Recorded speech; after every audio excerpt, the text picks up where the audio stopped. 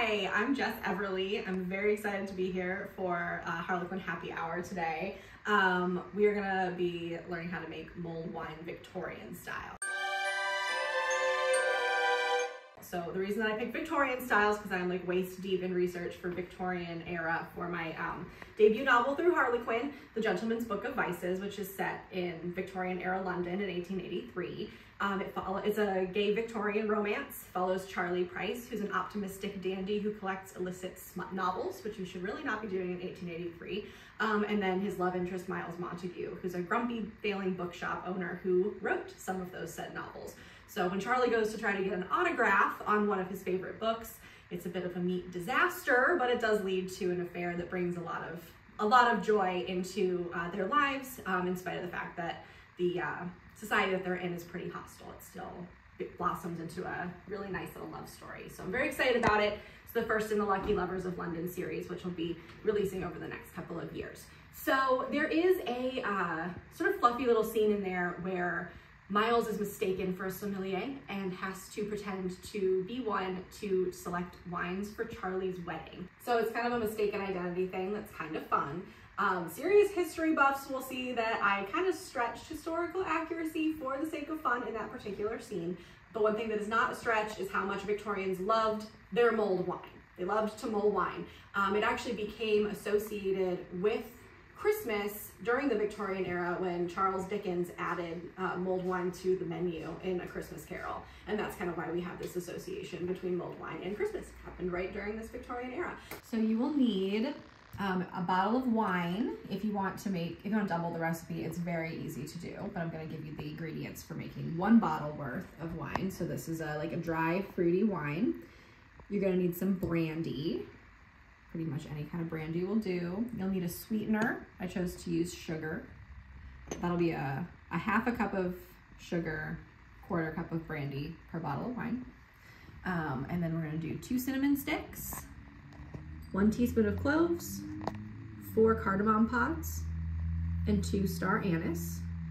And then you will also need 2 slices of orange. You could try lemon if you want as well. And 2 little coins of ginger. As for what you need to make the mulled wine, you're gonna need a crock pot. You're gonna want the ability to measure half cup of sugar and quarter cup of liquid. If you have wine that has a cork, you'll need a corkscrew. You will need a spoon, and for serving, you will need a ladle. So let's kind of talk about how to make it, some of the differences between what I usually do and then like the Victorian flair that I added this time around. So an obvious thing, I'm gonna use a crock pot. Clearly there were not crock pots in, the Victorian era.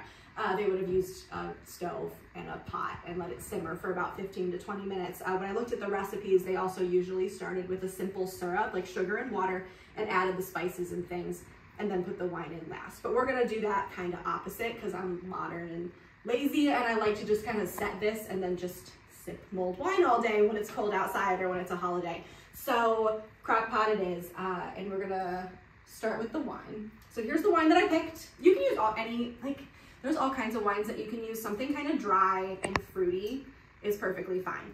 I actually found Claret, which is very interesting. I didn't know you could still buy this, but it's what in Victorian England they called Bordeaux wines, usually a lighter Bordeaux.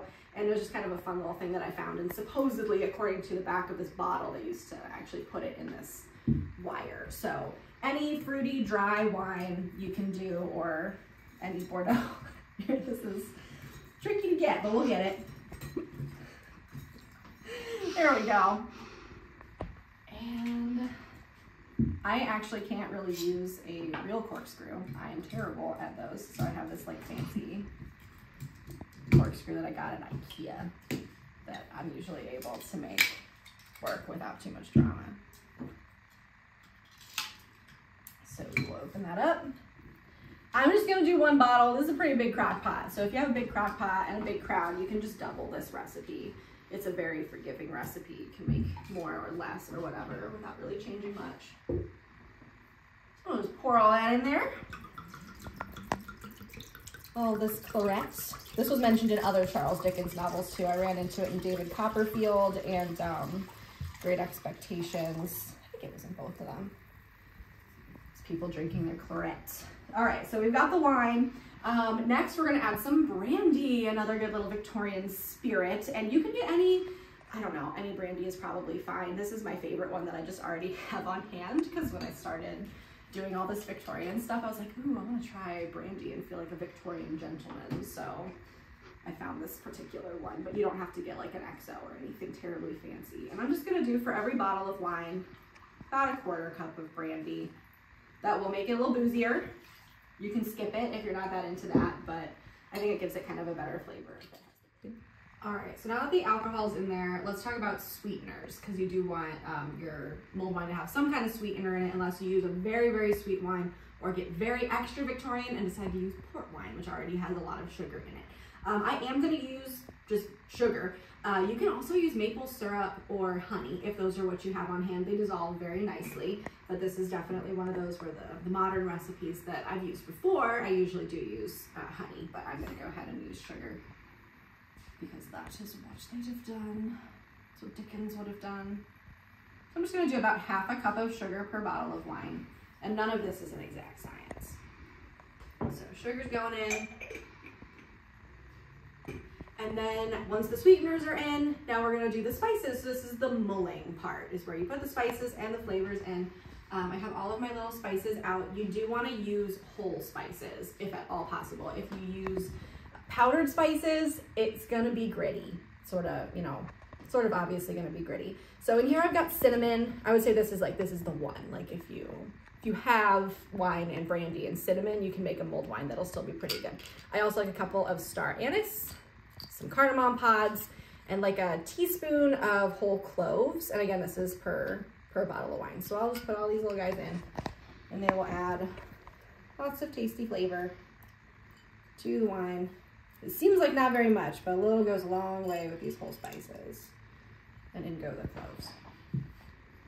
All right, the next things that we're gonna put in, they're not exactly spices, but they are flavoring agents. So we've got a couple little orange slices that I'll just pop in there. Adds a little bit of acidic. And then this is the one that's like, this is the big difference. And this is new for me, trying this year, is adding ginger to it, because basically every historical recipe that I found added little slices of ginger into their mulled wine. So we'll pop those in there.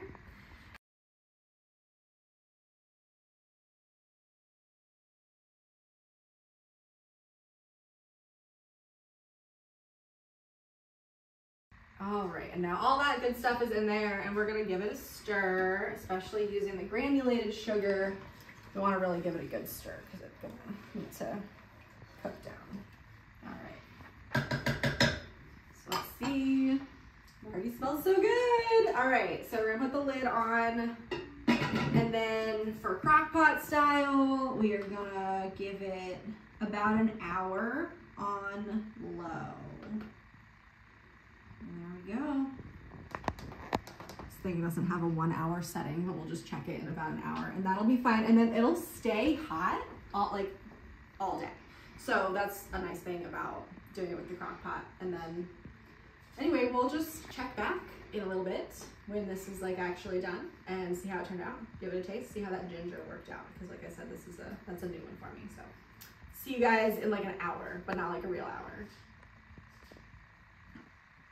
Okay, so while we're waiting for our wine to mull, I found some like fun historical things to share with you guys. So one is the quote from Charles Dickens' A Christmas Carol that connected things to Christmas. So it says, "We will discuss your affairs this very afternoon over a Christmas bowl of smoking bishop, Bob." So they called it smoking bishop. That was another name. Supposedly it's because of like the shape of the bowl that they would put the mulled wine in. And then I kind of told you guys some of the differences, like the ginger and some of the ways that they would usually make a simple syrup first, and they'd always use the brandy and the claret. But I have what I found is maybe the most intense version of a Victorian era mulled wine recipe too. So if you want to get really extra and make like the craziest mulled wine ever, you can follow this recipe from Eliza Acton's book, Modern Cookery, published in 1845. So she says, make several incisions in the rind of a lemon. Stick cloves in these and roast the lemon by a slow fire. Put small but equal quantities of cinnamon, cloves, mace, and allspice with a race of ginger into a saucepan with 1/2 pint of water. Let it boil until it is reduced 1/2, so there's that simple syrup. Boil 1 bottle of port wine, intense sugary wine. So I guess she says to make sure that it's still sweetened even if you use the port wine, so it'll be very sugary. Burn a portion of the spirit out of it by applying a lighted paper to the saucepan. Put the roasted lemon and spice into the wine, stir it up well, let it stand near the fire 10 minutes. Rub a few knobs of sugar on the rind of a lemon, put the sugar into a bowl or jug with the juice of half a lemon, not roasted. Pour the wine into it, grate in some nutmeg, sweeten it more to taste, and serve it up with the lemon and the spice floating in it. So that's like the most intense. You're roasting your lemons by the fire. Very much not a crock pot mulled wine, but for funsies, that is probably the most intense historical recipe I found for it. Okay, we should be good to go. It should be ready. So I have come along with some snacks. We put all that brandy in there, so we do not want to be drinking all this on an empty stomach. Also probably don't want to like drink the whole thing alone. So it's a good time also to go find your friends and whoever's around sharing it with you. So I got some cookies and cheese and nuts and the rest of the orange because you don't need a whole lot of orange. All right, yay. So let's try it. It should be ready. So let's get a cup. I like to use my fancy cups. All right. Oh yes, that is awesome. So you cannot smell it, but it smells wonderful, and hopefully you'll give it a try so that you can also experience that. So I'm gonna scoop some out. I'm gonna try not to get too many of those whole spices because they are crunchy and not delicious, but some might make their way in. All right. So some of that. Look how pretty it is. It's very like darkened up and got really tasty looking, so let's give it a try. Ooh, yes, that is very good. Oh, I like the ginger. Yeah, that made it really good. It doesn't like taste overly gingery, but it's got like a really rich flavor to it, and the claret and everything. So I would say adding the Victorian flair, definite win, because this is way better than when I've made it before in winters past. So Ghost of Christmas Past, I guess, has the worst mulled wine. Ghost of Christmas Present is the best wine. Who knows what we'll do next year? Maybe I'll try it with port next year. Alrighty, so thank you so much for hanging out with me and mulling wine. And I'm gonna have my snacks, and I'm gonna go probably call my siblings over to come share this with me, because now we just have it sitting here ready to rock. And that's it. That's Victorian Era Mulled Wine. Thanks for joining me on Harlequin's Holiday Happy Hour. And don't forget, if you are interested in more like Victorian stuff and the romance and all that, Gentleman's Book of Vices is out on sale now.